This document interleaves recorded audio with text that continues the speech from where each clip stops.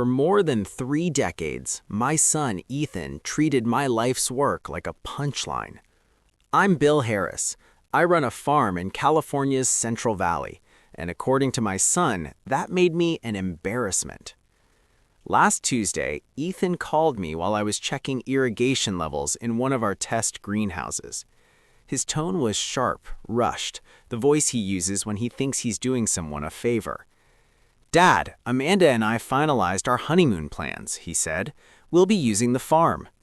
I waited. 3 weeks, maybe 4. We'll move in right after the wedding.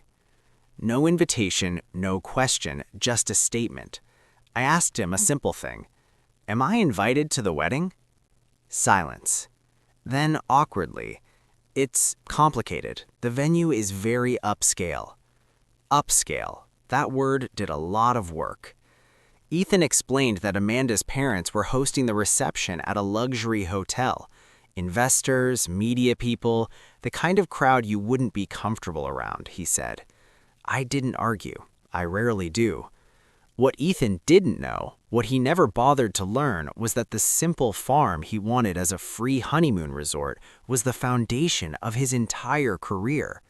For 3 years, Ethan's company had been paying $2.3 million annually to license agricultural patents. My patents. Davis Agricultural Holdings, the name he signed checks to every quarter, was mine.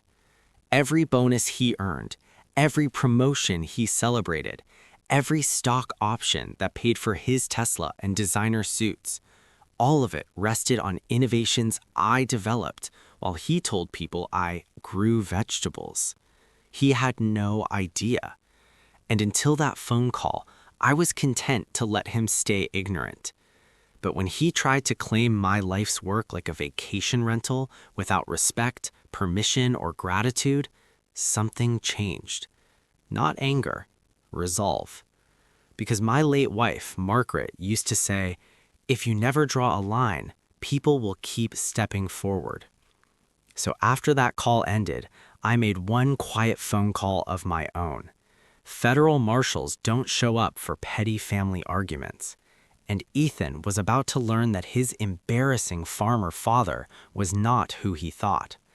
By the time my son realized who actually owned his company's future, federal badges were already on the way. The disrespect didn't start with the honeymoon call. It had been building for years. The moment that clarified everything happened at Ethan's company holiday party last December. He invited me not as his father, but as his +1. When coworkers asked what I did, Ethan answered before I could speak. He grows things. That was it. No mention of research, no mention of patents, no mention of the federal advisory boards or international projects. Just, he grows things. When someone pressed, "What kind of farming?" Ethan shrugged. "Vegetables, crops, regular farm stuff." I watched relief wash over him as the conversation moved on. 3 months later, during wedding planning, I sat at the same kitchen table where I'd helped him with homework and college applications. Amanda was scrolling through a guest list. "We need to trim," she said. "The hotel charges per head." Ethan nodded. "Of course." "What about your dad?" she asked casually. "My dad?" Ethan glanced at me, then back at her. Amanda finally looked directly at me. "We can't have farmers at a venue like that," she said. "It's a professional environment." Ethan nodded. Actually nodded. "Dad, you wouldn't understand the dynamics," he said. I understood perfectly. I understood that the man who paid for his education, co-signed his first lease, and funded his first investment was now something he needed to hide. What Ethan saw as a small farm was actually 847 acres of research facilities, climate-controlled labs, and advanced genetic development programs. Behind the old barns were systems that tracked global crop performance in real time. In my home office hung framed patents dating back to the late 1990s, documents Ethan had never once asked about. He didn't see innovation, he saw image, and image mattered more to him than truth. When Ethan arrived last week in his Tesla, he shook his head at my old pickup truck. "You should upgrade," he said. "Perception matters." I almost laughed, because perception was about to cost him everything. The same man ashamed to invite me to his wedding had been unknowingly signing checks to me for years, and that ignorance was about to explode. To Ethan, the farm was dirt and fences. To me, it was 3 decades of innovation. Behind the main barn sat our advanced greenhouse complex, temperature-controlled, data-driven, staffed by researchers with PhDs. We weren't guessing. We were engineering solutions for drought, soil depletion, and food insecurity. Ethan never asked. He never walked past the road-facing fields. He never wondered why federal vehicles visited from time to time. In my office drawer sat 23 active patents: drought-resistant corn genetics, enhanced root systems for wheat, sustainable yield optimization.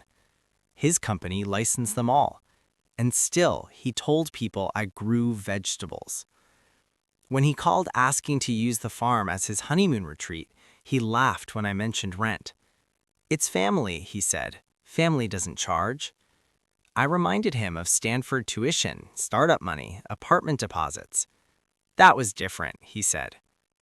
Was it? He dismissed March as an off-season, told me farming wasn't complicated, called my work honest but simple. Every sentence confirmed what Margaret warned me about years ago. If you let people minimize you, they will eventually exploit you. What Ethan didn't know was that our family trust had conditions. Respect wasn't optional. Disrespect voided inheritance rights entirely. For years, he'd been walking a tightrope without realizing it, and now he was dancing on it. Ethan believed the farm was simple. The federal government strongly disagreed. 3 days later, Ethan asked me to bring documents to his office. I walked into a glass tower of ambition, flannel shirt and work boots drawing stairs. At lunch, Ethan introduced me casually. "This is my father, Bill." Amanda smiled politely. "Ethan's told us all about your little farm." Little. Conversation turned to agricultural technology. Someone mentioned patents.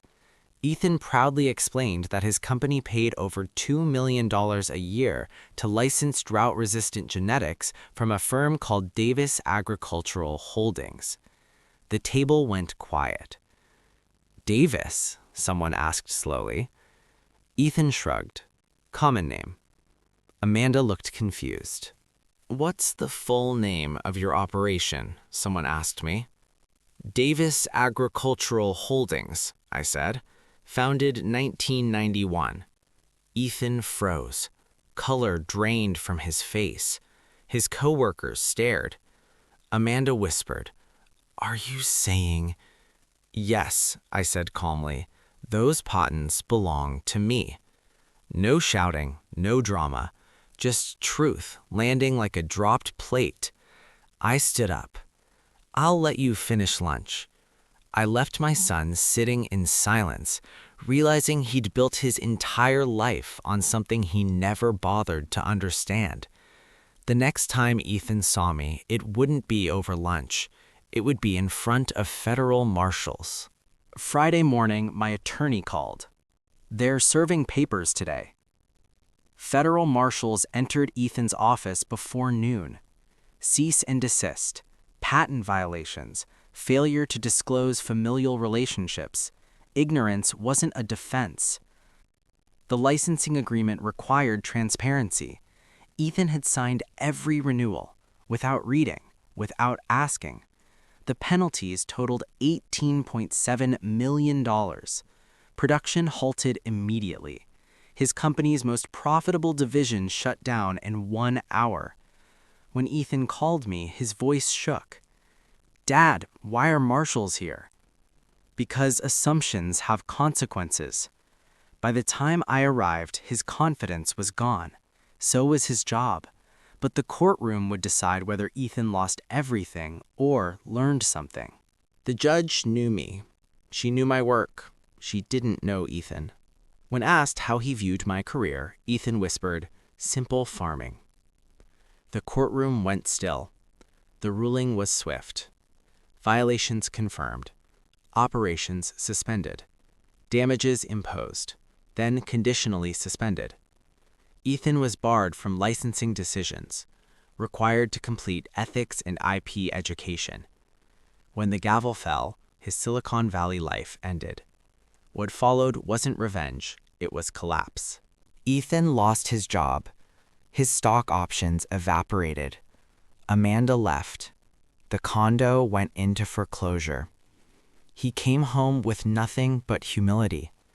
He worked the greenhouse, read every patent, learned soil chemistry. For the first time, he listened. "I was ashamed because you didn't look successful," he admitted. "And now?" I asked. "Now I know I was wrong. The inheritance wasn't gone, but it wasn't free anymore." 6 months later, the trust was amended. 2 years of real work required. No shortcuts, no image games. Ethan enrolled in agricultural science, found a new purpose. When he finally introduced me as his father, there was pride in his voice, not because of money, because of meaning. Have you ever been underestimated by the people closest to you?